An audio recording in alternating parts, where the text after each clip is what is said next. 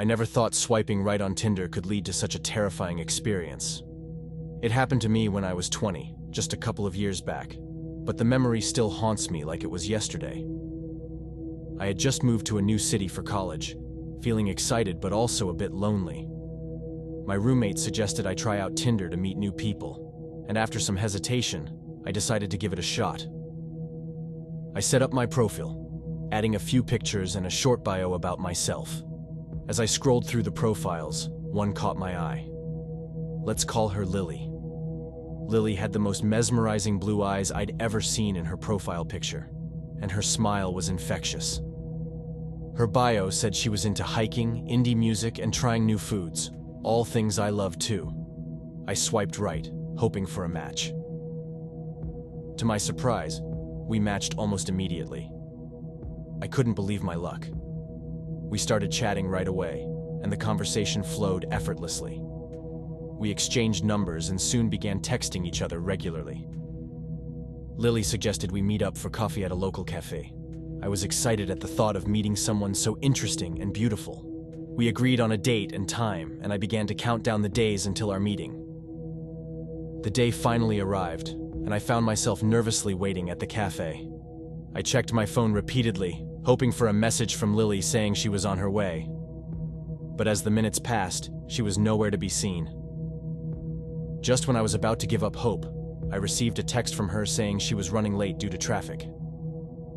After like 30 minutes, the door to the cafe swung open, and a girl walked in. She looked exactly like her pictures, maybe even more beautiful in person.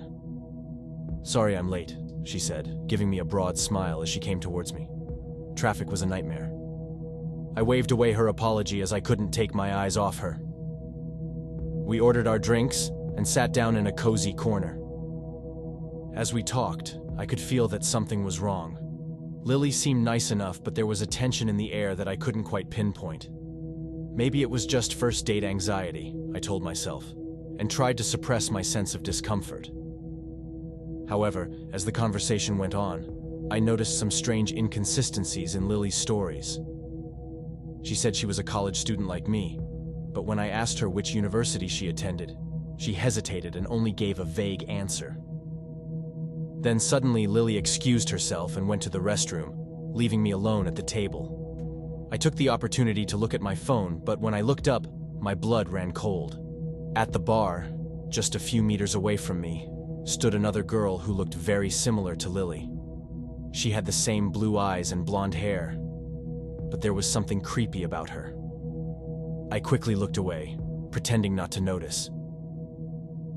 When Lily returned to the table, I made some excuse about needing to leave early and practically ran out of the cafe. Once I was safely outside, I took a moment to catch my breath and collect my thoughts. What had just happened? Was I being paranoid? Then I opened up Tinder and scrolled through Lily's profile again. But to my surprise, it was gone, as if it had never existed in the first place. Scared and unsure of what to do next, I decided to tell a friend about my experience. He immediately recognized her. "That sounds like the girl from the news," he whispered, his voice shaking. "The one who hooks guys on dating apps and robs them." He showed me the news article on his phone.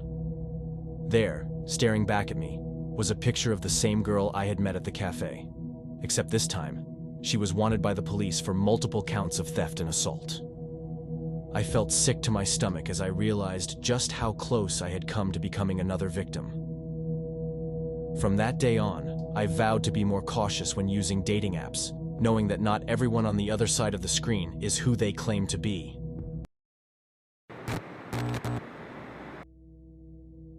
Not long ago, I matched with a guy on Tinder. His profile picture showed him smiling in front of a graffiti-covered wall. His biography was full of brilliant jokes, and his interests seemed to align perfectly with mine. We messaged for a while, and he seemed charming and funny. Eventually, we decided to meet up at a local coffee shop. I arrived a few minutes early and nervously sipped my latte as I searched the room for someone who matched his profile picture. Suddenly, my phone buzzed with a message from him saying that he would be late, but would be there soon. Then he finally arrived. We got along straight away, laughing and joking as if we had known each other for years. He suggested we go for a walk in the nearby park, and I agreed to go with him. As we walked through the park, the sun began to set and started to cast long shadows on the grass. I shivered because I suddenly felt a chill in the air, but he quickly offered me his jacket and pulled me closer to him. Despite the cold, I felt warm and safe in his arms. As we walked, we passed by an old abandoned building. He suggested we explore it, saying he had always been curious about what lay inside.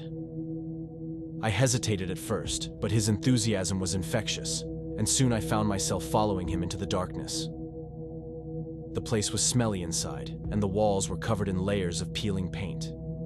Something about this place felt strange, but I couldn't name it exactly. Suddenly we heard a noise from inside the building, a deep, guttural sound. I turned to him, my heart racing, but he just chuckled and told me it was probably just a stray animal. Unwillingly, I followed him as he continued his exploration, but with each step, the feeling of horror in the pit of my stomach grew stronger. I wanted to get away, as far away from this building as possible, but I couldn't bring myself to voice my fears. Then, as we turned a corner, we saw something that made my hair stand on end. A group of masked figures, whose faces were hidden by shadows, were standing in a circle around a flickering candle. I stood still, and my mind raced with fear and confusion. What were they doing here? I looked to him for reassurance, but his expression was unreadable. His eyes were fixed on the figures before us. They began to chant in a language I couldn't understand with deep, menacing voices.